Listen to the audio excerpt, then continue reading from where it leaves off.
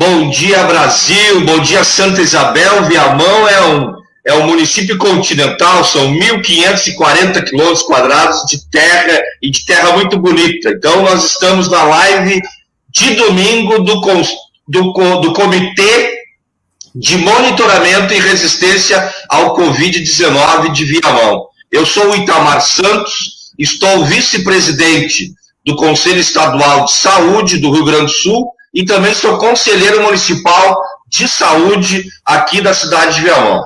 Hoje os nossos convidados é a professora Índia, que é presidenta do Conselho Municipal de Educação, e o Fernando Pigato, que é presidente do Conselho Nacional de Saúde do Brasil. Então a nossa live de hoje, ela é nacional. Bom dia, Índia, tudo bom? Bom dia, tudo bem. Muito obrigada pelo convite, agradeço, né? Desejo a todos aqueles que estão nos assistindo e aqueles também que não estão, saúde, né? O que importa nesse momento é termos muita saúde. Meu nome é Índia Teixeira, eu sou professora do Ensino Fundamental 2 e Ensino Médio. Estou na rede municipal de ensino há mais de 20 anos, assim como também trabalhei na rede particular por 20 anos. No momento, né, sou presidente do Conselho Municipal de Educação de Viamão. Nós somos 18 conselheiras, né? Essas 18 conselheiras têm representatividade, professores aposentados, escolas privadas, escolas confessionais, né? Escolas confessionais, funcionários, professores na ativa, membros indicados pelo governo. Então, essas 18 conselheiras, nesse tempo de pandemia, continuam o seu trabalho, né? O nosso trabalho está sendo realizado, né, para nós emitirmos uma normativa que este conselho tem que emitir. Então, neste momento, toda a organização civil também está voltada para o é um trabalho que está nos acrescentando muito profissionalmente, né? Mas também é um trabalho que nos remete também à questão da solidariedade, né? E do ver o outro de forma diferente. Então, neste momento, eu quero aproveitar para agradecer a todas as conselheiras e aquelas que estão assistindo também, né? Agradecer a todas as conselheiras do Conselho Municipal de Educação, que muitas vezes parece que não aparece tanto na mídia, né? Mas não é esse o nosso foco realmente. O nosso foco é trabalhar em prol da educação, que é a ciência. Obrigado, Índia. Fernando Pigato, tu tá onde hoje, Fernando? Bom dia, Itamar, bom dia, Índia, também bom dia a quem está nos acompanhando. Estou em Rosário do Sul, desde o dia 16 de março, né? Eu estou fazendo meu trabalho, chama home office, acho que fala assim em inglês, eu digo trabalho a partir da casa da gente, mais ou menos essa tradução. E a gente também, logicamente, eu sou funcionário público estadual e atuamos, lógico, no Conselho Nacional de Saúde, também nos outros movimentos sociais, né? Minha origem, vamos dizer assim, é do movimento comunitário agora, que é a minha representação, né? Eu sou diretor de saúde da Confederação Nacional das Associações de Moradores, a CONAN, e, né, por estar representando a CONAN no Conselho Nacional, que acabamos sendo conduzidos à eleição para presidir o Conselho Nacional de Saúde, mas também, aqui no estado do Rio Grande do Sul, presido a Federação Gaúcha das Uniões de Associações de Moradores e Entidades Comunitárias, a FEGAMEC, né? E, enfim, já participei aí de vários outros movimentos, né? Minha origem, na verdade, lá, quando eu tinha 13, 14 anos, era dos grupos de jovens das comunidades eclesiais de base, né? Passei aí para o movimento secundarista, fui presidente da União Municipal de Estudantes aqui em Rosário, depois fui para Santa Maria, fui coordenador do DCE, enfim, entre outras atividades aí que a gente sempre achou importante participar, né? A nossa formação sempre nos levou a gente poder estar participando de ações coletivas, né, para mudar a vida. Então, a gente tem aí um pouco dessa história vinculada aos movimentos e também, sempre que a gente pode, a gente está aí contribuindo com os debates e, por mais que seja domingo, estava dizendo, Itamar, aqui para o pessoal aqui em casa, olha, é o primeiro domingo, porque a gente sempre tem tirado o domingo para dar uma descansada, porque eu nunca pensei que estar em casa desse tanto trabalho, né? A gente sempre teve a ideia que quando a gente tira as férias, alguns dias para descansar, a gente descansa. Agora, estar em férias nesse período, né, é uma coisa. Agora, outra coisa é estar em casa e trabalhando muito, como a gente está trabalhando, e domingo a gente vai descansado. Mas hoje eu não podia recusar o convite do Itamar aí, né, que é um lutador que a gente também conhece de muito tempo, e poder estar contribuindo aí com o debate.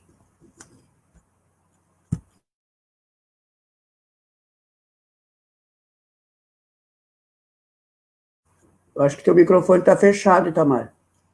Acho que o microfone está fechado. Isso, agora deu. Tem mais uma participante tentando entrar, enquanto ela se... Tudo bom? Tá nos ouvindo? Sim. Tudo bem? Tu chegou bem na hora de tu te apresentar pra gente. Eu sou o Itamar Santos. Eu sou Catilene Medeiros, eu faço parte do Conselho Municipal de Educação e vim aqui para assistir o debate. E vai participar também com nós, tá? Como é que é o nome mesmo? Catilene. Catilene, tá. Isso. Prazer. E você é professora? De qual segmento que você é? Conta pra gente aí. Sou do segmento professora. Ah, trabalhadora.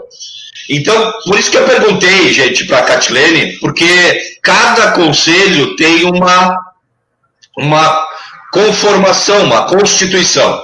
Eu e o Fernando somos da saúde. Só para nós nos entender, nós conhecer vocês e vocês nos conhecer, e aqueles que estão nos assistindo também saber com quem estão falando, assim, ó, a constituição do Conselho de Saúde, nos 3 níveis, município, estado e união, ela é realizada de forma paritária, nessa seguinte ordem: 50% de usuários do Sistema Único de Saúde, 25% de trabalhadores em saúde ou de saúde, e os outros 25% é dividido entre prestadores de serviço e governo. Então, este Conselho de Saúde, ele tem o poder deliberativo. Nossa instância máxima é a conferência. É na conferência municipal e na conferência estadual e nacional que se aprova a política de saúde daquele nível de atuação. Então, é assim que a gente trabalha desde a criação, né, da Lei 8080 e da Lei 8142. Então, nós somos, e assim como vocês, conselhos do controle social, da fiscalização, da proposição, constitucionais. Tá? Então, Índia, conta para nós como é que é a conformação de vocês, né? Como é que vocês são constituídos e como é que vocês estão fazendo nesse período de pandemia. Né?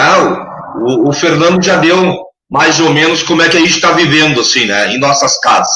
Mas como que vocês estão exercendo esse poder constitucional de estar fiscalizando a política pública e educação? Então, o Conselho Municipal de Educação de Viamão é um conselho que ele foi instituído em 1993, portanto, são 27 anos de conselho. Porém, como sistema municipal de ensino, é recente, né? Então, é desde 2014, julho de 2014, foi instituído o Sistema Municipal de Ensino. E diga-se de passagem, eu acho que é interessante nós falarmos que, anteriormente, alguns governantes não tinham interesse nenhum que Viamão tivesse um sistema municipal de ensino, né? Que Viamão fosse independente de forma, né, do Conselho Estadual. Então, houve muita dificuldade. E em 2013, a secretária Maria Clarice começou a dar andamento novamente a um processo para que o sistema fosse instituído. Porque enquanto não tinha sistema, o Conselho Municipal de Educação era apenas um órgão fiscalizador. Ele não podia fazer uma normativa, ele não podia instituir as suas leis. Né? Então, em 2014, em julho de 2014, instituiu-se o Sistema Municipal de Ensino. Desde então, nós temos 8 normativas. São 8 normativas que nós temos. O Conselho Municipal de Educação, ele se divide em 5 comissões: Comissão da Educação Infantil, Comissão do Ensino Fundamental, Comissão da Educação de Jovens e Adultos, Comissão da Educação Especial e Comissão do Planejamento. São 5 comissões. E as conselheiras, né, elas estão nas comissões por afinidade, né? E dentro de uma comissão, o mínimo que pode se ter são 2 pessoas, sendo que as conselheiras, elas podem participar em até 2 comissões. Atualmente, como eu disse para vocês, nós somos 18 conselheiras, né? Nós somos 18 conselheiras, 9 titulares e 9 suplentes, né? São 2 pessoas indicadas do governo, né, com seus suplentes, e uma professora representando os professores em atividade, os funcionários em atividades de escola, a professora aposentada, a escola privada, a escola confessional, né, eu acho que eu não esqueci de ninguém. E nós nos reunimos, né, antes da pandemia, nos reuníamos uma vez por mês, quando tem a nossa plenária, né, e todas as comissões também estão se reunindo uma vez por mês. Atualmente, as nossas reuniões estão sendo por live de 15 em 15 dias, né? Por que de 15 em 15 dias? Porque nós estamos estudando para a normativa de regulamentação, né? Tem a Secretaria de Educação está, através do seu controle, está enviando para as famílias as aulas remotas, né? Essas aulas, elas iniciaram com a educação infantil com o primeiro ano, lá no início já da pandemia, e agora estendeu-se até o ensino fundamental 2. Enquanto conselho, né, o conselho ele é um órgão normativo, deliberativo, fiscalizador, consultivo, e enquanto conselho, o que nós estamos fazendo neste momento? Monitorando como estão sendo feitas, estão sendo enviadas essas aulas, atividades remotas, né, através de ofícios, de conversas diretas com a secretária, porque uma preocupação que nós temos enquanto conselho é que nós temos que estabelecer parcerias, né, e estabelecer parcerias não quer dizer que a gente concorda com tudo, não é isso, mas estabelecer parcerias para que nós consigamos, dentro do nosso município, fazer o melhor pela educação, que esse é o objetivo de todos que estão nesse colegiado. E então nós estamos em constante conversa com a secretária de Educação, né, e algumas questões, algumas reuniões também foram feitas, inclusive respeitando o número de pessoas, né, nós já organizamos algumas reuniões presenciais, né, onde foram registradas atas, onde o conselho sempre está perguntando como estão sendo enviadas essas atividades, como é que nós vamos fazer para atingir aquelas famílias que não têm acesso à internet, né, porque as pessoas levam muito em conta que nós somos um dos países que tem o maior número de celulares, mas ter um celular não quer dizer que tu tem internet, né, é bem relativo, e nem todos os nossos alunos têm esse acesso, e nem todos os nossos alunos têm um celular potente que consiga baixar aplicativos, então nós temos essa preocupação. Claro que nós somos conscientes de que não se atinge esse 100%, né, mas esse 100% nós temos como ideia que ele deve ser atingido, que tem que se encontrar algum meio de levar as atividades para os alunos. Não podemos dizer quando as aulas vão reiniciar, as presenciais, falarmos em meses, eu já, até uma época atrás, eu até cogitava que em julho nós iríamos iniciar as nossas aulas presenciais, mas hoje em dia eu acho muito difícil nós falarmos em que mês vamos reiniciar e se vamos ter aulas presenciais esse ano. Mas o conselho está voltado bastante para isso, nós estamos estudando muito, e inclusive, né, Fernando e Itamar, bem na área de vocês, né, nós temos muito cuidado, por isso que o nosso estudo, eu acho que ele está bem mais prolongado, mas ele está sendo apoiado pela UNCM, né, que é a UNCM, que é a representação, a União Nacional dos Conselhos Municipais de Educação, né, e seguidamente nós temos reuniões com a nossa presidente, e no início estávamos meio preocupados que ainda não tinha saído a nossa normativa, mas eu disse para ela que nós estávamos tendo muito cuidado no estudo que estamos fazendo, até porque nós temos que ler muitas coisas da saúde, né, e eu sou da opinião que cada um tem a sua alçada, né, mas nós temos que ler o que está saindo da saúde, as portarias, deliberações, para que nós também possamos fazer a nossa resolução e nunca ferir nenhuma e nem outra. Então, os nossos alunos estão recebendo as atividades em casa, nós do Conselho somos 2 pessoas que trabalhamos lá no Conselho, né, eu e a vice-presidente, nós temos a nossa carga horária dentro do Conselho Municipal de Educação, atualmente nós estamos indo 2 dias lá no Conselho, os demais dias a gente está trabalhando em home office. E concordo com o Fernando que trabalhar em home office é muito mais cansativo, né, Fernando? Nos delibera muitas coisas, e fora as reuniões que nós estamos tendo com a Regional Grampal, né, com a própria regional, com os membros da UNCM também nacional, e estamos participando também de alguns cursos, por quê? Para nos aprimorar, né, e termos uma resolução que vá a contento da maioria.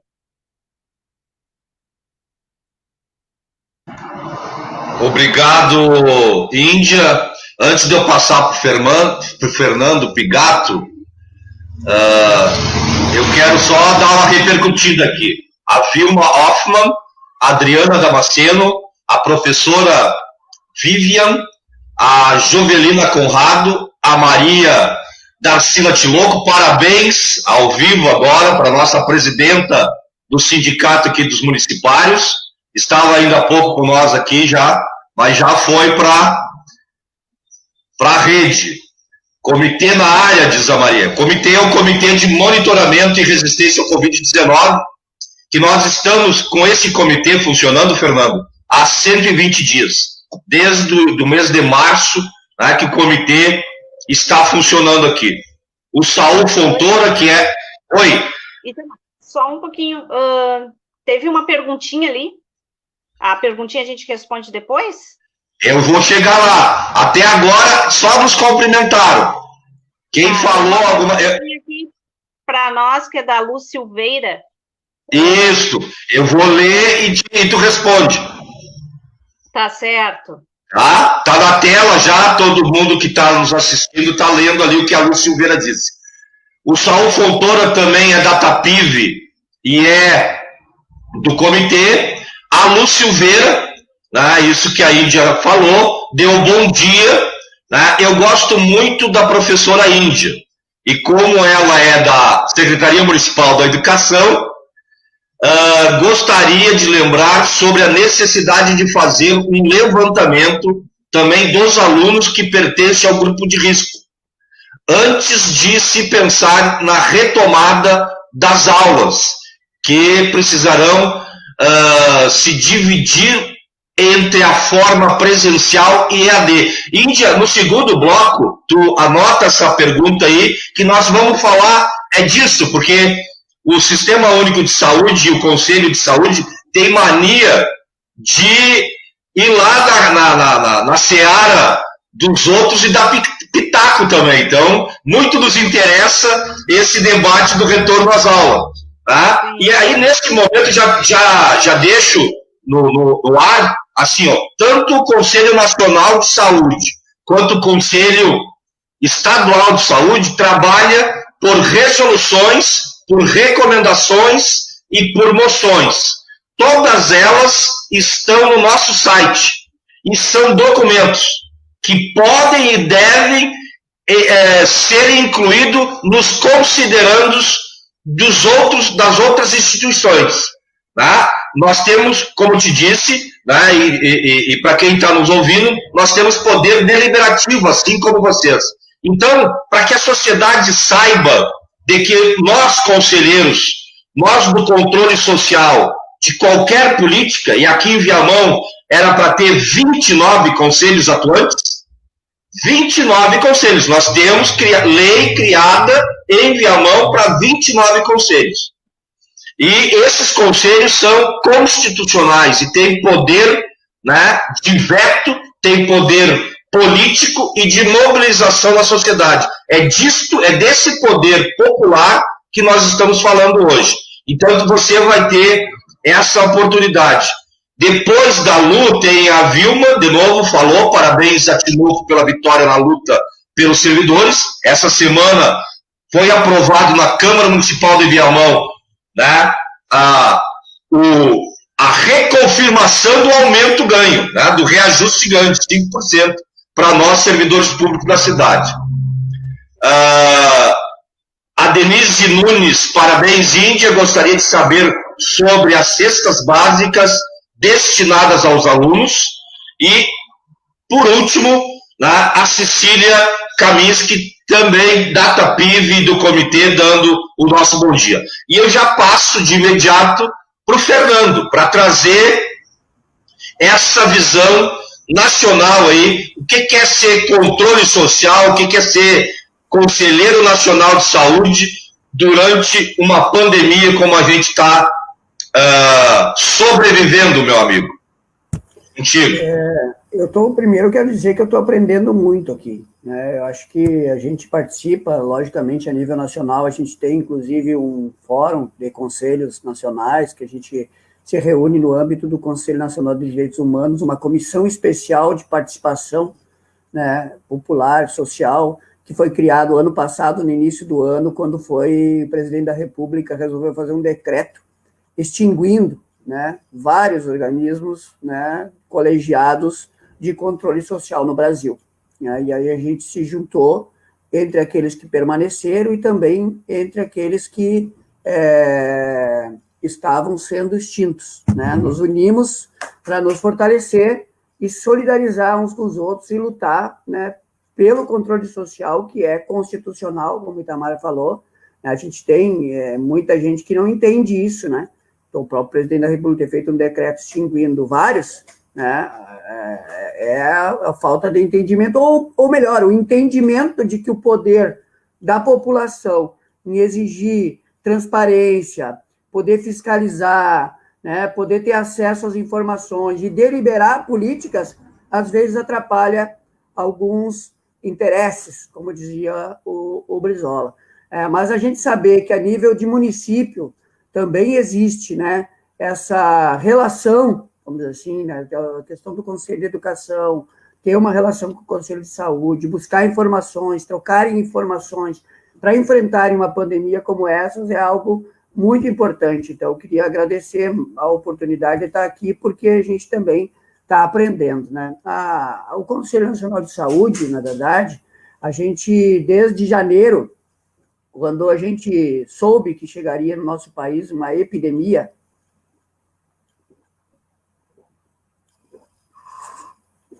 tomar um mate aqui, senão ele vai esfriar, e a gente começou a se reunir com as organizações, vamos dizer assim, instituições, né, que representam aí a saúde pública a nível internacional, também a nível de Brasil. Então, a gente reuniu com a representante da OPAS, da Organização Pan-Americana da Saúde, que representa a Organização Mundial da Saúde no Brasil, a doutora Socorro Gross.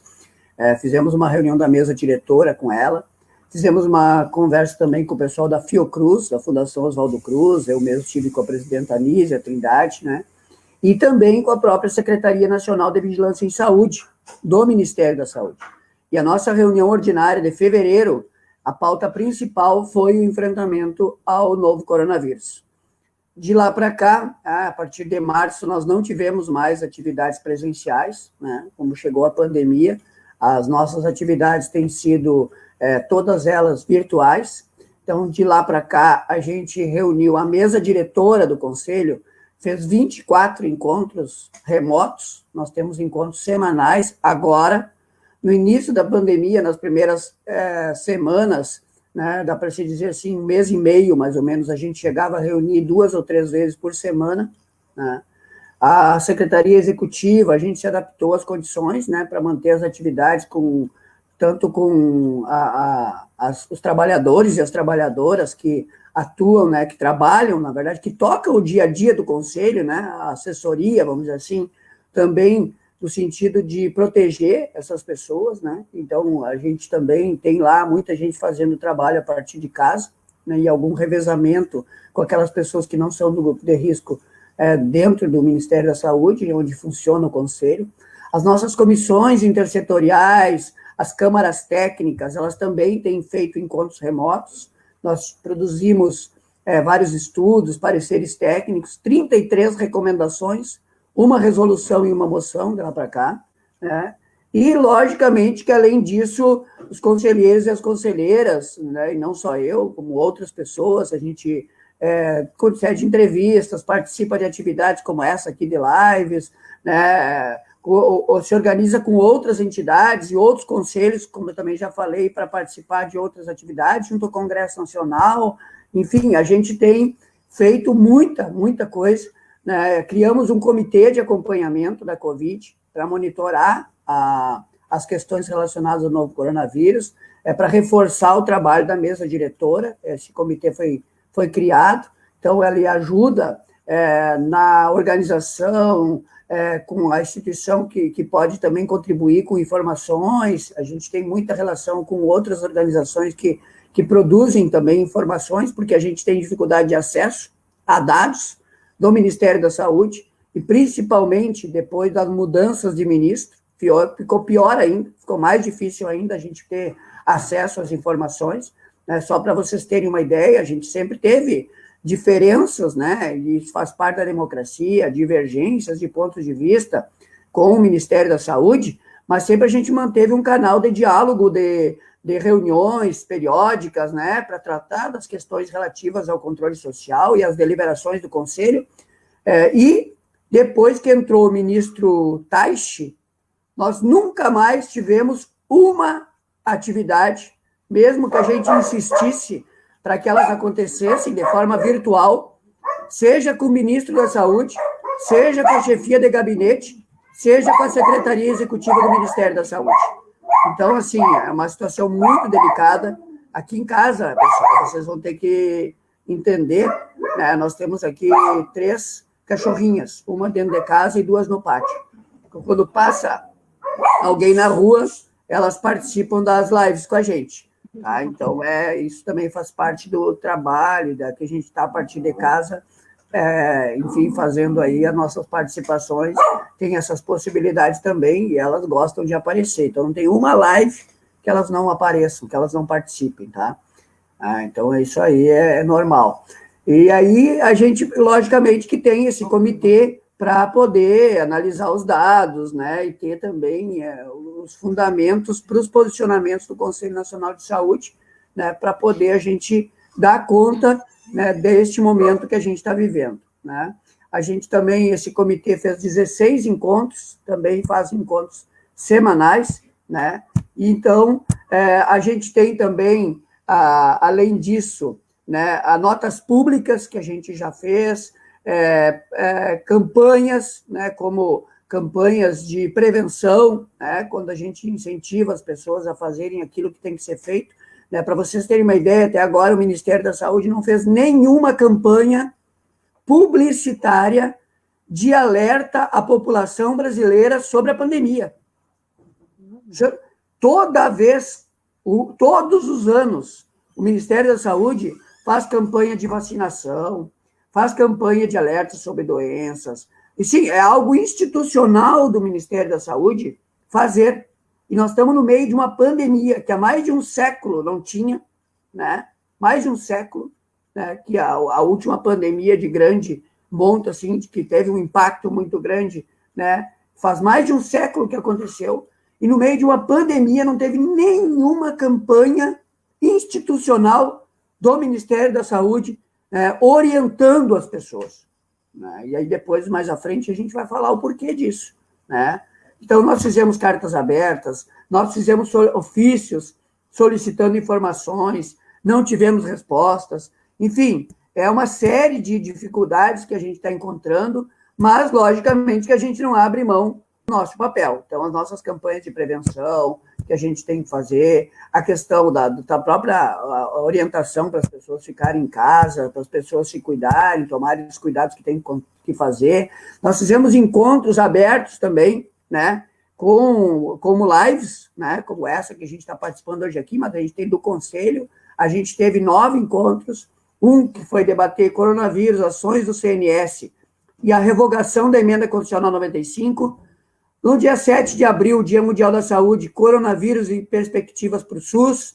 Depois tivemos isolamento social e lockdown para salvar vidas, fila única de leitos para salvar vidas, proteger o trabalhador e a trabalhadora é proteger o Brasil, renda básica para salvar vidas, impacto da pandemia na população negra, nas comunidades, vidas negras importam, tratamento farmacológico e imunização para o Covid-19, atenção básica na saúde para salvar vidas, e tivemos agora também, essa semana passada, agora, quarta-feira, sobre inovação tecnológica.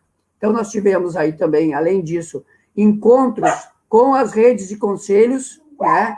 Então, fizemos encontros regionais com os conselhos estaduais de saúde, enviamos orientações para os conselhos estaduais e municipais de saúde, enfim, eu podia aqui seguir falando, né, várias atividades, mas vou parar por aqui, porque elas continuam insistindo aqui a acuar, né, e também acho que eu já falei demais. Depois, na próxima rodada, eu falo mais algumas coisas.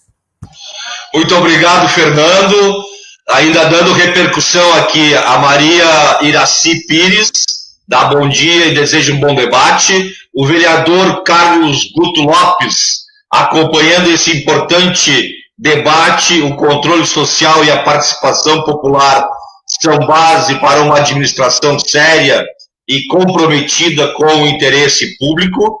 Parabéns ao comitê, muito obrigado pela audiência aí do vereador e de todas e todos que estão na nossa live de domingo do comitê.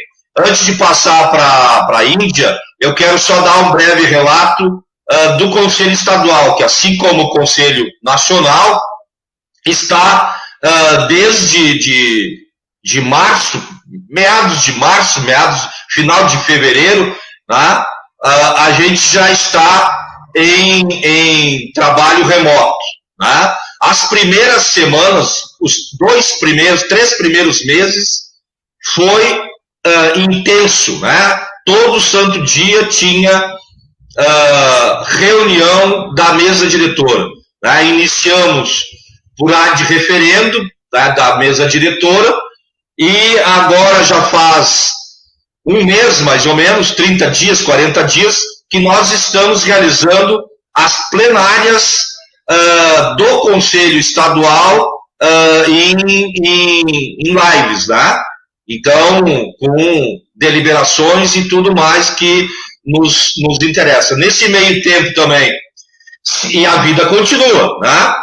Esse ano é ano de Plano Estadual de Saúde, né? É ano de análise do relatório anual anterior. Então, toda a vida, as comissões do Conselho também funcionam em home office, em trabalho de casa, e então tem uma atividade muito maior, né? Porque, e aí tu trabalha isto, né, a vida normal, diga, entre aspas, né, que é da política de saúde, e que tu tem que dar conta disso para que a saúde não perca recurso, para que os relatórios sejam entregues em tempo hábil, e tu trabalha com uma pandemia que ninguém conhece.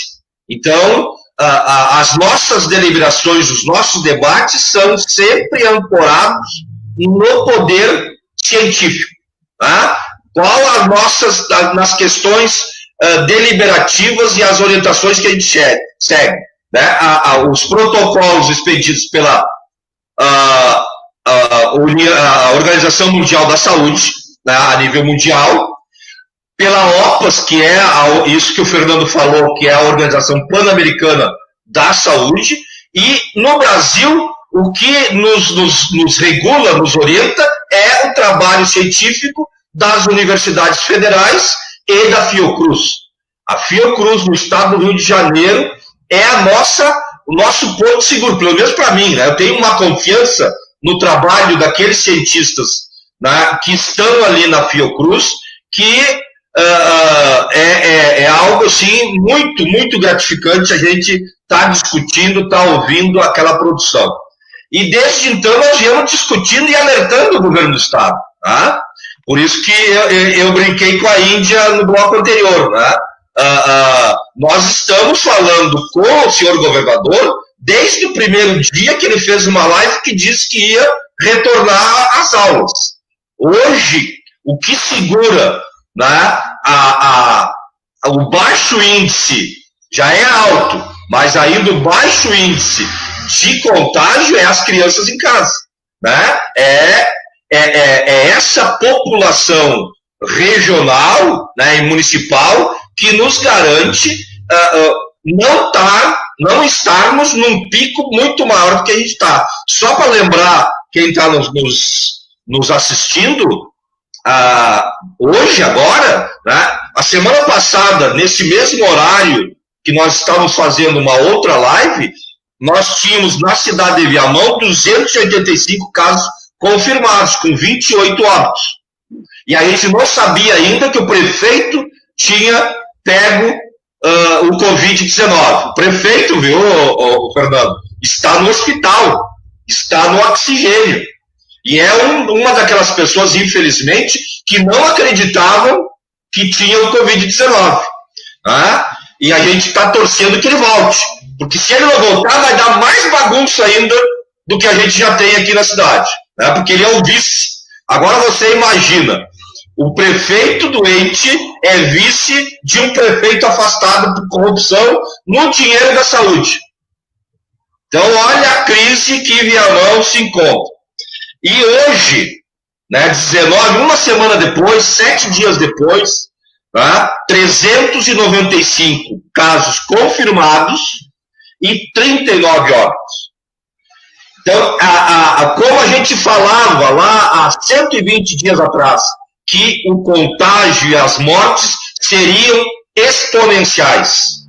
E os nossos governantes, infelizmente, Fernando, não é um privilégio só do Conselho Nacional, mas aqui no Estado do Rio Grande do Sul e no município de Viamão, não estão dando ouvidos ao controle local, ao controle da saúde, principalmente. E aí eu tenho que falar do Conselho Municipal de Saúde, o qual eu sou conselheiro também. Então a mesa diretora do nosso conselho também fica trabalhando diuturnamente. E aí eu tenho que render homenagens à nossa presidenta, que não pôde vir hoje, né, a Laureci Goulart, que é uma farmacêutica aqui da cidade e que está também permanentemente discutindo com o governo local como devem ser feitas as coisas. Só que, na maioria das vezes, infelizmente, não é ouvida a contento. Então, nós esperamos agora, nessa próxima semana, que com o advento, né, do contágio do prefeito, e pela primeira vez, nesses 120 dias, o nosso prefeito de Viamão fez uma nota, né, pela sua rede social, dizendo que se solidariza, né, com aqueles que foram contaminados pelo Covid-19. Então, a gente quer muita luz para esse prefeito, que ele se recupere logo, volte para o seu lugar e comece a deliberar favoravelmente as políticas de saúde. Né? Viamão necessita urgentemente de instituir uma campanha de testagem, iniciando, Índia, pelos trabalhadores. Todos os trabalhadores do município de Viamão, tanto os concursados como os terciarizados, têm que ser testados nessa cidade. A campanha de testagem em Viamão tem que iniciar pelos trabalhadores da Prefeitura Municipal de Viamão. E aí nós estamos falando em quase 10 mil trabalhadores, porque somos em torno de 3 mil, a Índia depois pode trazer esse número para a gente, né, 3 mil a 4 mil concursados, né, mas o mesmo número, né, diga-se de passagem, de contratados. Viamão também tem esse defeito. Né? Nós estamos com quase 100% dos titulares, dos contratados, dos concursados em terceirizados. Então, há uma disparidade, né, da oferta de serviço né, e uma precarização do trabalho desses trabalhadores na forma terceirizada, que a gente sabe o que é ser uma empresa terceirizada, ser servidores de uma empresa terceirizada.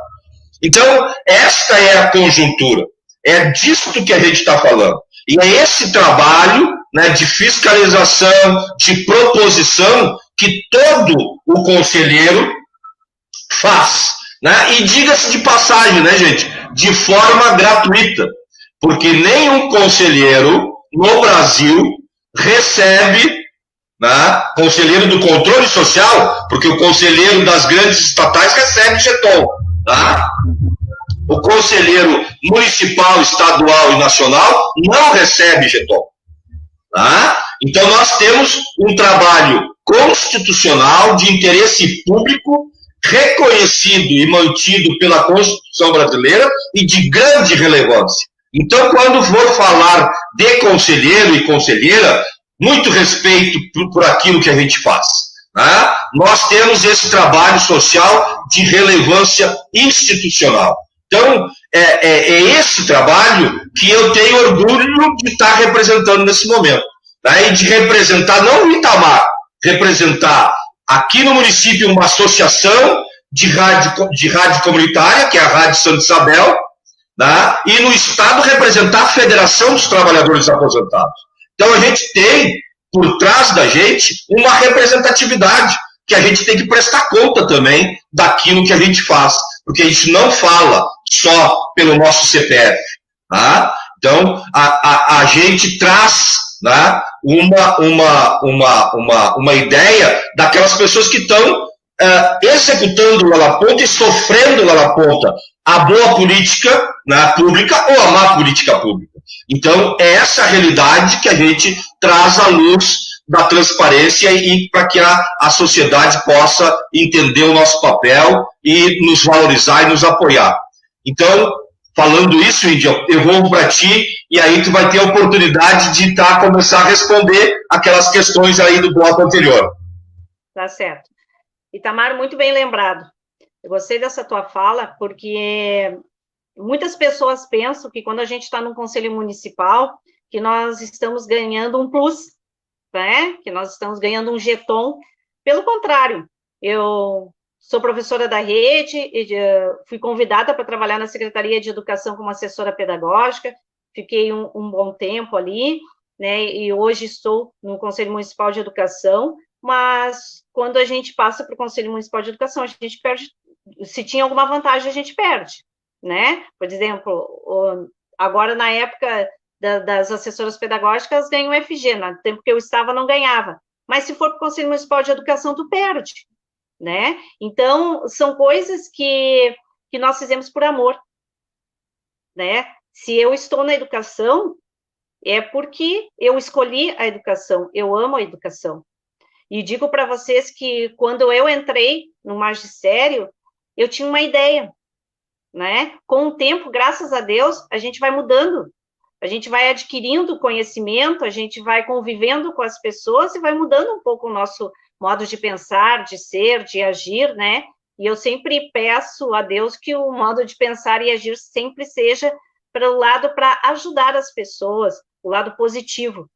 Né? Então, enquanto Conselho Municipal de Educação, eu digo assim para vocês que das 18 conselheiras, todas elas estão imbuídas em alguma atividade que vai ao encontro da necessidade das pessoas, né? Além de profissionais que nós temos da educação, né? Nós temos assistente social dentro da educação, nós temos representantes da zona rural, de uma escola privada, nós temos representantes, duas representantes da pessoa com deficiência, né? Então, o Conselho Municipal de Educação, só rapidamente para dizer para vocês qual foi o nosso objetivo. O nosso objetivo, enquanto estamos na presidência, é que o Conselho participe da função dele como um órgão da sociedade civil.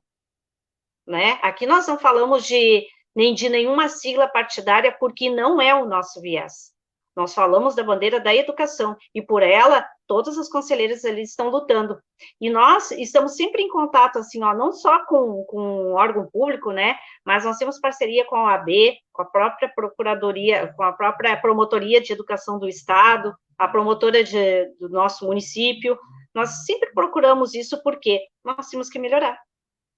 Nosso objetivo sempre é melhorar. É um trabalho de formiguinha? É.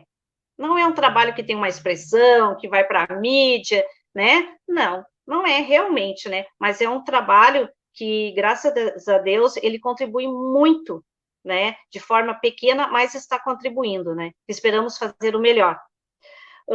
Eu quero responder a Denise, né, que ela fala sobre as cestas básicas, né, num primeiro momento foi entregue as cestas básicas, né, e Denise, eu sou muito bem sincera, assim, em te responder o seguinte, as cestas básicas é uma função da Secretaria de Educação em que a gente ainda não teve contato de como se vai ser entregue de novo e como é que vai ser entregue, se vai seguir aqueles mesmos moldes, mas eu posso, né, com certeza entrar em contato com a secretária, me ater dessa tua pergunta e responder. Tu pode depois entrar em contato conosco que eu te respondo, mas eu não sei nesse momento como é que está sendo feito, né?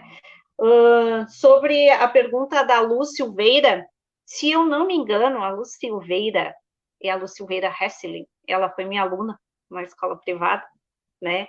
Por isso que o professor, não há dinheiro que pague para o professor, né? Quando tu vê o teu aluno que estava contigo lá na sala de aula, ser um profissional, seja do que for que ele escolher, né? Seja desde desde a profissão simples que ele escolheu a uma grande profissão, mas que ele seja uma grande pessoa, né? Então são essas coisas assim que me deixam muito feliz, por isso que eu digo para vocês, eu amo a educação, não me vejo em outro lado, né?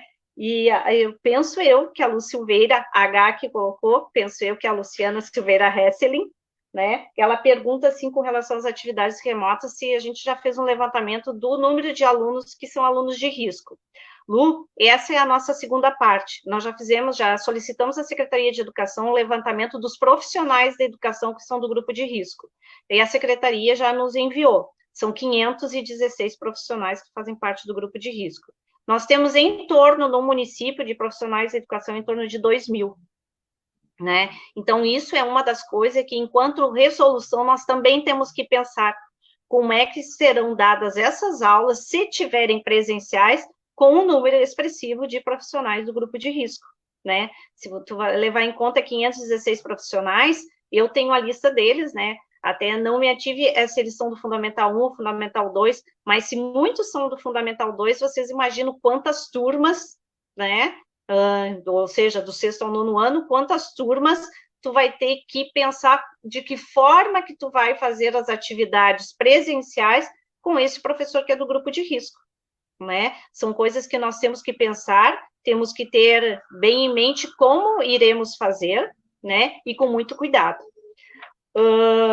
Preocupa-me que atualmente nós estamos passando também por uma crise ministerial, né? Nós, enquanto educação, já tivemos 4 ministros da educação, né? Eu sei que cada um tem as suas ideias, seu pensamento e a sua linha de defesa, de raciocínio, etc e tal, mas nós vivemos um momento crítico. Preocupa-me esse momento crítico que nós estamos vivendo, porque não desprezando nenhuma área, eu vejo e sempre comento, né, até para as colegas ali, dentro do conselho, 2 áreas importantes, educação e saúde. Isso é primordial, né? É o patamar de um governo, é a educação e a saúde. Uma não está sem a outra, né? Até um dia eu comentei, né? Eu não sei se existe um grau de saber qual é mais importante, eu penso que não, estão no mesmo nível, a educação e a saúde. E me preocupa, né, nós estarmos assim no nosso 4º ministro, a educação está muito difícil, né? Os professores estão ficando doentes, né? As famílias já estão sem saber muitas vezes o que fazer, porque uma coisa é quando tu ajuda o teu filho a fazer as atividades escolares, outra coisa é nós estar vivendo esse momento atípico, que nenhum de nós imaginávamos que íamos passar, né? Porque quando a gente ouvia falar da Covid em dezembro, janeiro, lá na China, a gente achava que era uma coisa, e achava que dificilmente ia ter muitos casos. Eu sei que muitos de nós pensou isso, né? Achávamos que dificilmente ia ter muitos casos. E hoje, preocupa-me mais, né, saber que nós temos 395 casos no nosso município e 39 óbitos. É lógico que nós temos que ter o distanciamento social. Só que eu, na região onde eu moro, me preocupa que as pessoas estão passando sem máscara, grupos de pessoas, né, passam juntos, né? Ninguém se preocupando nesse distanciamento. Essa preocupação que eu tenho, eu digo que deveria ter um movimento bem maior como o Fernando falou, um movimento bem maior de conscientização da população.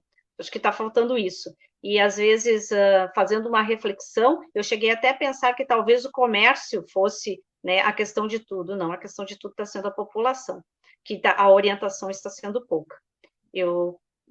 O fato de passar nas vilas falando para se cuidar deveria ser constante, né? Pela constância e pelo exemplo, eu penso que a gente educa, né? Eu creio muito que pelo exemplo se educa, e está faltando isso. Está faltando isso. Nós não temos isso no nosso município, né? Tem muita gente que está achando que é brincadeira, que não precisa, e pode continuar fazendo festa. Onde eu moro aqui perto é estabelecimento que tu entra sem máscara, ficam até tarde da noite, madrugada, as pessoas com festa, e ninguém fiscaliza, né? Isso nós temos que ser sinceros. E está precisando disso no nosso município.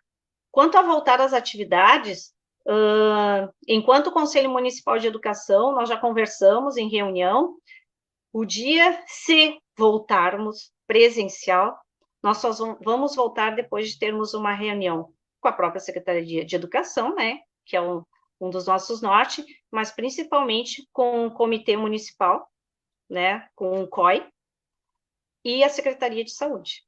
Né? No COI, nós temos duas representações, a professora Catilene Medeiros, né, que há pouco esteve aqui, e também a Rosalinde Saik, ela é assistente social e é da instituição Bom Samaritano da Santa Isabel. Então, elas são as nossas representantes dentro do COI, né? E nós temos que ter muito cuidado quando pensar em voltar presencial. Não é só ter uma viseira, não é só ter isso. Nós temos que ter toda uma estrutura dentro da escola para que a gente tenha esse distanciamento necessário. E nós perguntamos, será que todos vão ter essas condições? Né, para retornar só com aval do COI, no caso. Né? Os planos de contingência estão chegando, devem ser avaliados pelo COI. Pelo que eu soube, ele ainda não se reuniu. Estou certa, Itamar? Já teve reunião do COI? Eu não tenho a agenda do COI, viu? O COI fala direto com a mesa diretora do conselho. Eu, particularmente, não tenho agenda. Tá, eu estive, a Laureci esteve conversando comigo, né? Nós trocamos algumas ideias, né, com relação a isso, e até comentei para ela que na própria portaria dizia, né, que o COI municipal deveria ser formado por um professor da rede municipal e por um professor da rede privada, né? Então, nós indicamos os dois nomes, né, o da rede municipal e da rede privada, que estão sendo representados lá, e nós gostaríamos de saber, assim, né, principalmente do COI, quando vai se reunir, para nós começarmos a traçar certas coisas em conjunto, né? Nós temos que ter essa parceria junto com o Conselho Municipal de Saúde, junto com o COI, junto com a Secretaria de Saúde e Secretaria de Educação. Não tem como ter atividade presencial se não for dessa forma. Eu te sugiro, viu, Índia, é muito importante isso que você está falando, você entrar em contato direto com a presidenta Laureci e passar para ela essa tua preocupação, que é extremamente válida e oportuna, viu? Sobre isso, nós já sobre isso, Índia, na última quinta-feira, né, o Conselho Estadual de Saúde aprovou uma resolução, né, dizendo que é contrário ao retorno às aulas.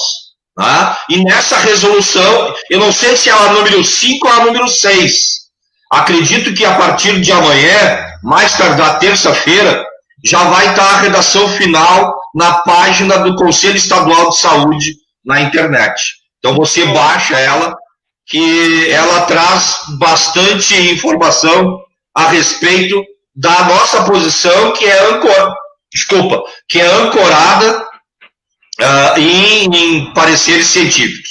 Então, só dando uma lida aqui, né? A Cecília Kaminski pergunta: este ano não seriam as conferências municipais e estaduais? Não é, o ano passado foi a Conferência Estadual de Saúde. Então, nós estamos discutindo o plano estadual.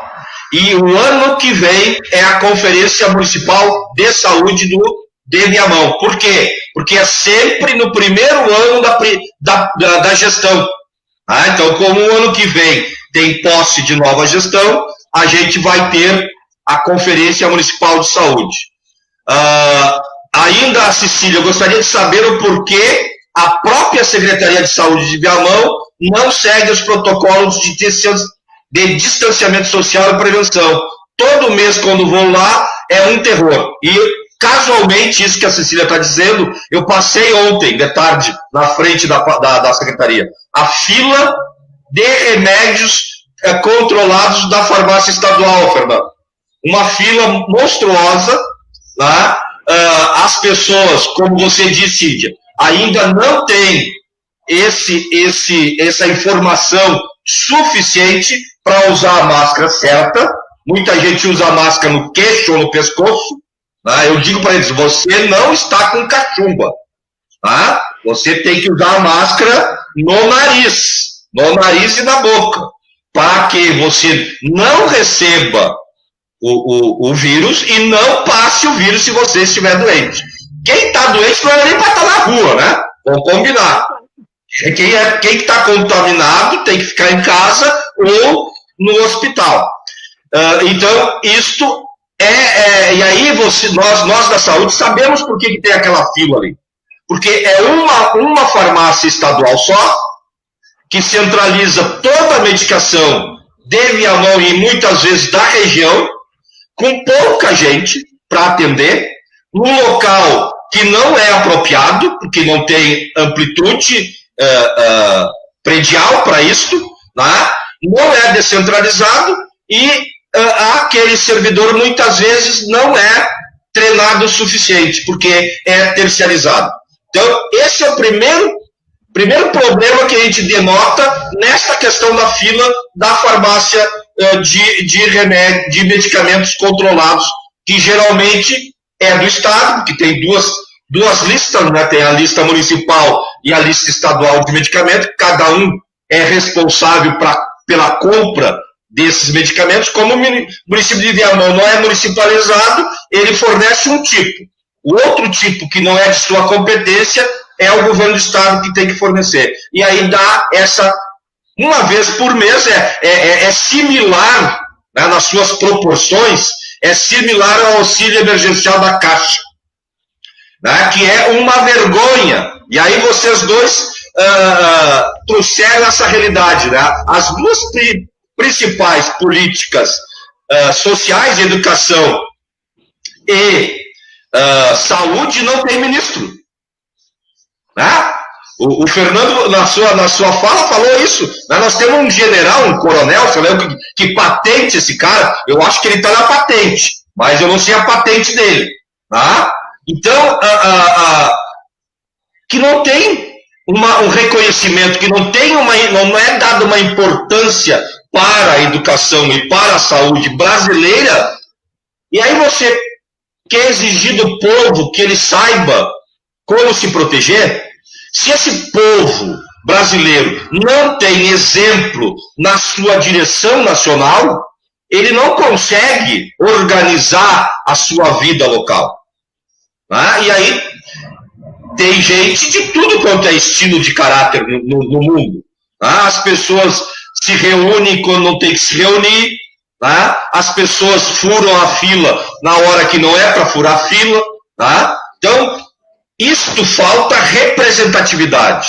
Então, isso é fundamental que a gente compreenda, né? E que a gente proponha para os governantes. Então, nós temos esse poder de sair do anonimato, viu, Índia? Nós temos que usar esse papel constitucional para que a gente possa interferir, né? Conversar mais seguido com o MP. Eu venho conversando com o MP seguidamente, tá? Via e-mail, via telefone, a gente fica acionando, né, o MP para que ele tome as suas providências, faça as suas recomendações.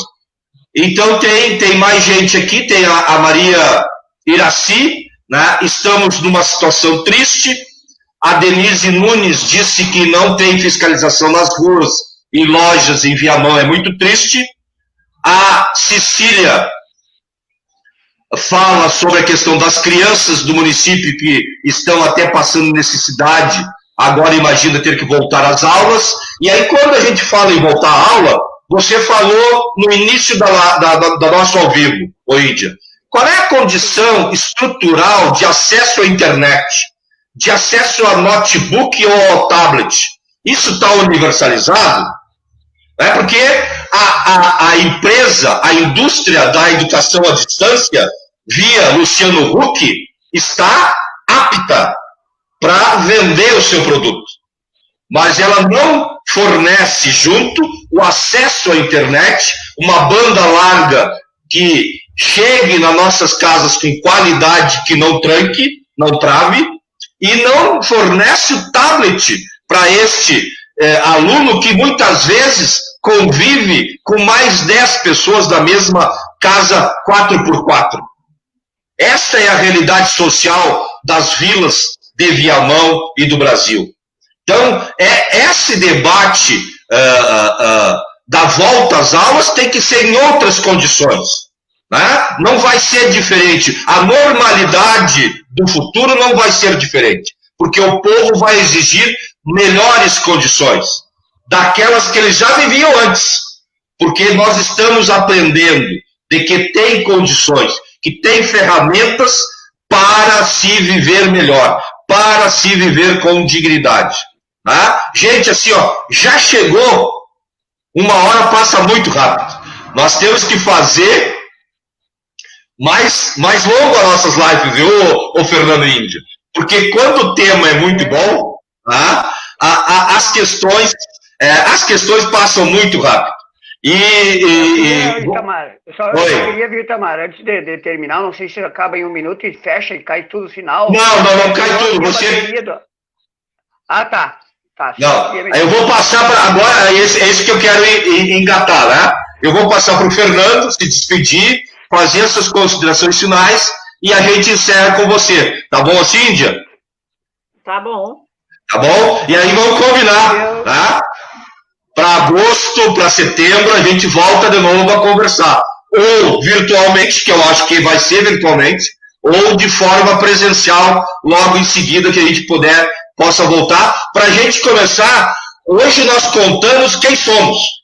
Né? Na próxima nós vamos ter que contar como que a gente quer que seja. Exato. Tá? Nós temos que ser propositivo para que as pessoas saibam que tem produção intelectual fora dos governos, principalmente daqueles governos que não têm um caráter popular e um caráter democrático. Fernando, tuas considerações, quero já te agradecer, né, imensamente, né, porque a gente, nesses ao vivo, assim, a gente começa a conhecer a intimidade dos amigos, né, pelo menos os ruídos. Né?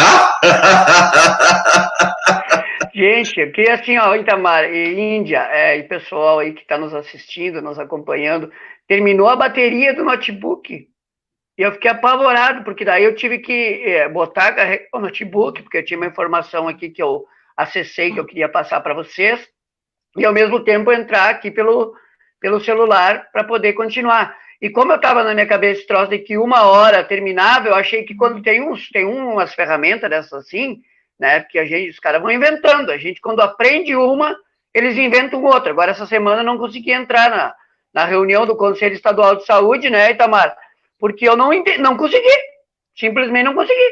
Então, vamos lá, a gente tem acesso à informação, a gente tem aqui a internet, às vezes ela dá uma falhada, tem esses probleminha técnicos que acontecem. Agora, vamos lá, imagina aquelas pessoas, né, que não têm o acesso à internet, que não sabem lidar com as ferramentas, né? E aí a gente volta lá atrás. Eu queria falar sobre isso. Porque este governo federal, ele está fazendo de tudo para aumentar os casos de pessoas infectadas e aumentar o número de óbitos. Esta é a grande verdade. Goste quem gostar, não goste quem não gostar. A gente tem que falar disso, porque não fazer campanhas, por exemplo, né, informativas para a população é uma opção. É uma opção em negar uma pandemia que está aí. E esse negacionismo, ele contagia mais do que a pandemia. Porque existe uma liderança. Um presidente é uma liderança. Um prefeito é uma liderança. Um vereador é uma liderança. Um conselheiro, uma conselheira é uma liderança. Um presidente da associação de moradores. Todos e todas nós somos lideranças. E a gente influencia as pessoas naquilo que a gente acredita ou não. Então, se existe no país a principal autoridade pública que deveria dar o exemplo e dizer, olha, e tem umas coisas que eu acredito, tem outras que eu não acredito, mas, por vias de dúvidas, nós estamos numa guerra contra um inimigo que é invisível e que a gente viu nos outros lugares do mundo o que fez. Então, nós aqui tivemos a possibilidade de nos preparar melhor para enfrentar essa pandemia e não aproveitamos essa oportunidade. Eu estou apavorado com o que está acontecendo. E pior, com o que ainda vai acontecer, gente. E a gente ainda ouve frases do tipo, é histeria. Estão fazendo terrorismo. Estão criando pânico, gente. É o seguinte, olha só, Viamão. Quantos mil habitantes tem Viamão? 256 mil. Isso. Gente, arredondando, né? 256 mil com dados de 2019. 256 mil habitantes. 395 casos confirmados. 39 óbitos. 39 óbitos, isso é 10% do número de casos confirmados. 25 leitos, todos ocupados. Gente... Fernando, esse cálculo aí que tu fez agora... Eu estou numa tristeza aqui, vocês não imaginam. Esse cálculo que você fez agora, viu, Fernando? Esse cálculo que você fez agora, nós apontamos lá em março. Nós dissemos assim, ó, vai dar 10% de óbitos dos confirmados. E isto está ainda subnotificado. Isso é terrível, gente. E aí a gente pega isso, está acontecendo no Brasil inteiro. Está acontecendo no Brasil inteiro. Então, vocês imaginam o que vai acontecer se as pessoas não se conscientizarem por si só, já que não tem exemplo que vem de cima, que possa ajudar na conscientização. Aquelas cenas que a gente viu em outros países, das pessoas não terem um atendimento, morrerem na rua. A gente vive, o Sistema Único de Saúde está sendo, nos últimos anos, atacado, retirado recursos. Eu sou do movimento comunitário. Depois da emenda constitucional 95, que também diziam que nós estávamos exagerando, quando a gente dizia que era a emenda da morte, e hoje está sendo comprovado isso. Já perdemos mais de 22 bilhões de reais da saúde por conta da emenda constitucional 95. E mesmo assim, o SUS está dando conta, mas tem uma hora que não tem como. Ou seja, já tinha dificuldade das pessoas em ter atendimento. As filas, né? A demora para ter uma consulta, para receber um exame, né? Para ter o resultado do exame, para fazer uma cirurgia, isso já estava difícil. Imagina com uma pandemia. E não haver uma conscientização, né, de que as pessoas precisavam ter recebido o recurso antes. Dificultaram para as pessoas ter acesso e muita gente que não precisava recebeu. Para além disso, pequenas, médias empresas que faz, toda hora está dando notícia na televisão. Os recursos estão disponíveis. Aí tu vê, só 10% daqueles que encaminharam algum pedido de recurso para manterem as empresas abertas, para manterem os seus trabalhadores, conseguiram ter acesso. Ou seja, o que está acontecendo no nosso país é sim um genocídio. Populações estão sendo exterminadas, sim. Indígenas, quilombolas, negros e negras, pessoas da periferia, são as que mais vão morrer. Nós temos um presidente da República que disse que na época da ditadura militar mataram pouca gente, que tinha que ter matado no mínimo uns 30 mil. Qual é a meta? Qual é a meta do presidente da República para esta pandemia? Quantas mil pessoas ele acha que tem que ser mortas pela pandemia? Idosos, idosas, para diminuir as filas de quem procura o atendimento do INSS para ter a sua aposentadoria? Das pessoas que têm acesso ao Bolsa Família, ou das pessoas que não têm recursos para sobreviver? Aumentou a exclusão social no nosso país. Então, nós estamos realmente vivendo um país onde o ministro interino da Saúde, há 2 meses, é um general que é especializado em logística, mas que de saúde não entende nada. Que de saúde não entende nada. E eu disse esses dias, eu estava numa live em Cachoeirinha, eu disse o seguinte: para quem é militar, para quem conhece disciplina, eu não fui militar, meu pai foi militar. Eu não fui militar. Mas eu sempre acreditei que a disciplina é algo, inclusive, de formação. Que a gente, quando vai lá para os cursinhos de formação, a gente também aprende o que é disciplina. Respeitar, para ser respeitado. Numa guerra, quem vai para a linha de frente é quem está preparado. É quem tem as armas para a guerra, quem pode se proteger na guerra. Mas o povo, numa guerra, ele é protegido. Quando tem uma guerra, vamos dizer que o inimigo hoje não fosse o coronavírus invisível, fossem soldados de outros países invadindo o Brasil. O que as Forças Armadas diriam? Teriam que dizer: povo, fique em casa que nós vamos para a linha de frente. Nós vamos proteger vocês. Nós vamos dar condições de vocês sobreviverem, para vocês terem comida para ficar em casa, para vocês não morrerem de fome. Mas vocês fiquem em casa, porque vocês não sabem atirar, vocês não têm escudo, não têm proteção, não têm o tanque para entrar dentro, para se defender dos tiros de canhão, das coisas assim, das balas que vêm. Portanto, vocês têm que fazer o que vocês têm que fazer, que é ficar em casa. Então, até na teoria e numa prática que seria militar, por um governo que valoriza o militar, deveria levar isso em consideração. Quem precisava estar na linha de frente é quem está nos serviços essenciais, né?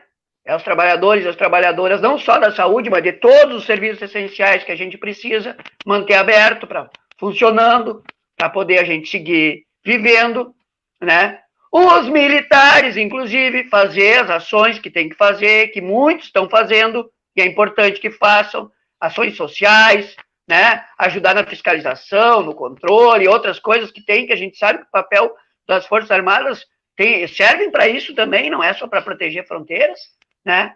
Mas o povo tinha que ter as condições para ficar em casa, para poder sobreviver, para essa guerra passar, para o inimigo ser vencido. Então, gente, assim, desculpa, né, desabafo, mas aqui eu estou com o boletim da COFIN aqui na minha frente, boletim da Comissão de Orçamento e Financiamento do Conselho Nacional de Saúde, que inclusive já teve no Conselho Estadual aí várias vocês, o Fonse, que é nosso assessor técnico a convite do Conselho, o Itamar sabe disso. Toda quinta-feira sai um boletim da COFIN, do recurso que tem disponível até agora. 34% ainda estão parados sem uso. Dos recursos para compra de respiradores, máscaras, outros itens necessários para a população, para os trabalhadores em saúde e para equipar as unidades básicas de saúde do Brasil, 64,7% está parado. Aí alguém vai dizer, sim, mas já se manda o recurso, ainda não usa o direito. É outro problema. E é outro papel dos conselhos fiscalizar, dos tribunais de conta, do Ministério Público. Fiscalizar. Não é porque uma coisa não é bem feita que as outras não têm que ser feitas bem. Papel do governo federal é repassar o recurso. Papel dos governos estaduais e municipais é executar bem os recursos, com o acompanhamento do controle social, dos conselhos e também de outros espaços de controle que precisam ser acionados. Que bom que tanto o Conselho Estadual, Conselho Municipal de Saúde, né, de Viamão, né, de Educação e de Saúde também estão fazendo isso, buscando apoio para poder fiscalizar a execução dos recursos. Eu sei que a gente já extrapolou o tempo aqui, mas é um assunto que realmente a gente precisa abordar mais vezes. Fico à disposição, Itamar, né, e Índia aí, para poder dialogar com vocês em outras oportunidades. E eu sei de uma coisa, que se nós não estivéssemos fazendo tudo aquilo que a gente está fazendo para proteger e salvar vidas, o cenário seria de uma tragédia ainda maior. A gente pode deitar todas as noites e acordar no outro dia de manhã com a consciência tranquila de que a gente está fazendo o que é certo. E a gente está, assim, salvando milhares de vidas, por nós acreditarmos que estamos do lado certo da história, fazendo o que a gente está fazendo. Obrigado pela oportunidade mais uma vez, um ótimo domingo. Vamos continuar tendo esperança, porque existem pessoas como nós. Vamos aumentar este bom exército de pessoas como nós, que acreditam que a vida tem que estar em primeiro lugar. Forte abraços a todos e todas. Muito obrigado, Fernando. E eu quero, antes de passar para a Índia, só quero dizer, estou tomando chimarrão e a erva sempre batiza a garganta, né? Eu quero dizer para o pessoal que tem várias pessoas que entraram, deixaram mensagem aqui, que a gente não vai conseguir ler, tá? Aí, Índia, tu te sente à vontade de ir lá e responder as perguntas também, tá? Que a gente vai fazer isso depois. Eu só quero deixar garantido. Só vou dizer aqui, ó, a professora Vivian, a Cecília, a Adriana, o Ride Chaves, a Grazi Dornelles. A Grazi dá um testemunho aqui. Deixa eu só ver aqui, ó. Quero pegar o da Grazi. A Grazi dá um testemunho das pessoas que têm doença crônica, né? Que estão no grupo de risco também. Ela diz, é verdade, meu marido é diabético, teve que pegar um remédio controlado e esta semana ficou 1 hora na tal fila para pegar o medicamento. Aquilo que nós falamos da fila, da farmácia básica aqui de Viamão. Tá? Então, esse testemunho é que faz isso que o Fernando acabou de falar. Né? E a tua emoção, Fernando, e a tua indignação é a nossa. Tá? A gente tem essa consciência. Eu tive um professor de direito constitucional que ele sempre dá essa máxima, né? A dor da lucidez. Então, a gente que é lúcido, que a gente sofre porque as pessoas não percebem e não enxergam aquilo que a gente vê. Né? Como a gente falou no início da nossa ao vivo. Nós viemos dizendo para os governantes de Viamão, do Rio Grande do Sul, do Brasil, que isso iria acontecer. Porque o aprendizado científico, lá do início da pandemia, comprova isso.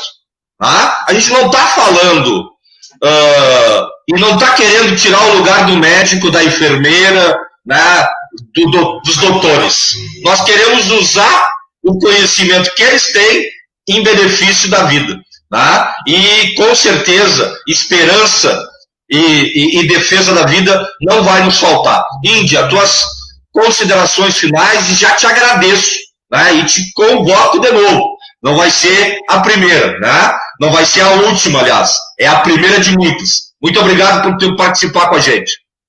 É isso.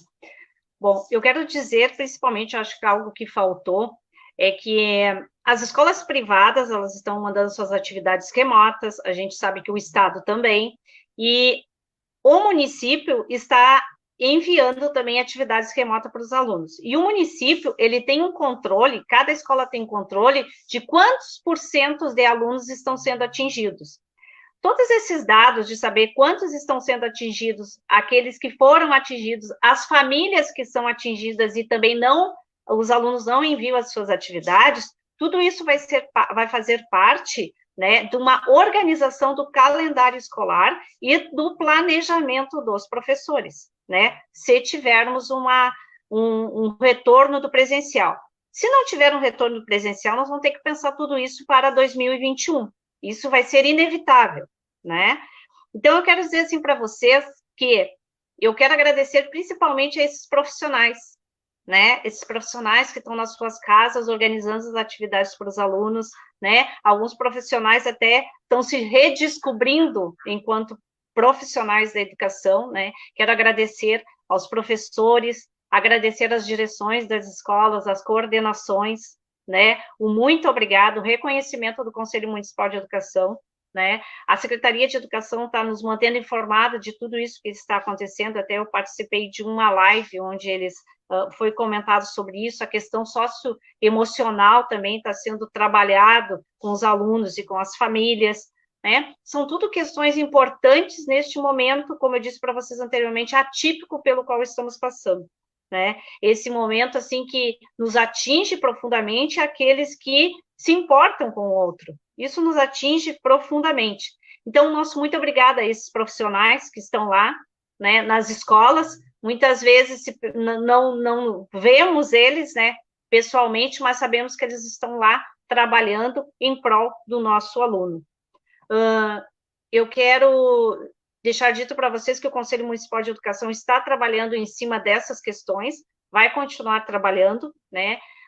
Nós teremos que, depois da nossa resolução, nós teremos que fazer uma audiência pública, e nós estamos pensando, se continuarmos como está, como faremos essa audiência pública, mas ela tem que ter, e nós faremos, né? Que estamos, agora, entre aspas, de portas abertas, né? Mas estamos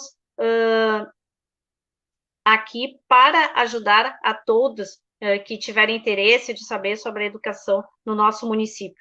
Nós estamos aqui para trabalhar para o nosso alunado, para os nossos professores, que nós não somos sindicato, às vezes as pessoas confundem, né, a nossa questão com um sindicato, né? Não somos sindicato, mas estamos aí pela luta da educação. É essa a nossa bandeira, né, que nos enrolamos nessa bandeira, que nem eu digo para as conselheiras, né, e quero agradecer principalmente a esse grupo maravilhoso do Conselho Municipal de Educação no momento, né, por todos aqueles que já passaram. Esse conselho só existe porque pessoas no passado foram realmente muito fortes em mantê-los, né. Eu acompanhei a trajetória da professora Isolda Fraga e também da professora Maria Helena Santos dos Santos, que lutaram para isso, e que continuasse o Conselho Municipal de Educação, e graças a Deus, com o Sistema Municipal de Ensino, nós podemos continuar firmes e fortes, né, que nós temos que ser sempre firmes e fortes. Obrigado a esse grupo que está aqui, do Conselho Municipal, a todas as conselheiras, as 17 conselheiras lá, né, somos 18, agradeço às 17 pelo empenho delas, pela dedicação, porque não tem tempo ruim para essas gurias, né, não tem tempo ruim mesmo. Me orgulho de estar, neste momento, no Conselho Municipal de Educação, e me orgulho sempre, acima de tudo, estou no Conselho, mas acima de tudo eu sou professora. Então, o meu muito obrigada, Itamar, obrigado por tudo, Fernando, obrigado, eu tive uma grande aula hoje com vocês, né, e a gente precisa dessas grandes aulas, né, nós estamos sempre aprendendo, e como já dizia um filósofo, né, tu aprende, tu chega a uma conclusão que tu nunca sabe tudo. Tu sempre está a aprender. O meu muito obrigada a ti novo. Aprendemos mutuamente. Aprendemos constantemente. Aprendemos mutuamente. Mutuamente. E mutuamente entre nós, né? Exatamente. Então, o meu muito obrigada a vocês, e obrigada a Tinoco, e obrigado a todos, né, que eu estou lendo aqui, pessoas que estão dando grandes contribuições. O nosso muito obrigado, e o Conselho Municipal de Educação está às ordens a toda a sociedade viamonense e a todos que interessarem. Um bom domingo a todos e saúde, principalmente. Mais uma vez, muito obrigado para a professora Índia, para o nosso presidente Fernando Pigato, meu amigo, né, que eu conheci na luta do Sistema Único de Saúde. Né, isso nos aproxima. Né, então, estamos te conhecendo de forma virtual ainda, Índia, mas logo em seguida a gente vai se conhecer pessoalmente também. Então, essa militância nos aproxima, com certeza. E eu quero fazer minhas as tuas palavras em agradecimento aos trabalhadores e às trabalhadoras da saúde pública do município de Viamão e do estado do Rio Grande do Sul e do Brasil.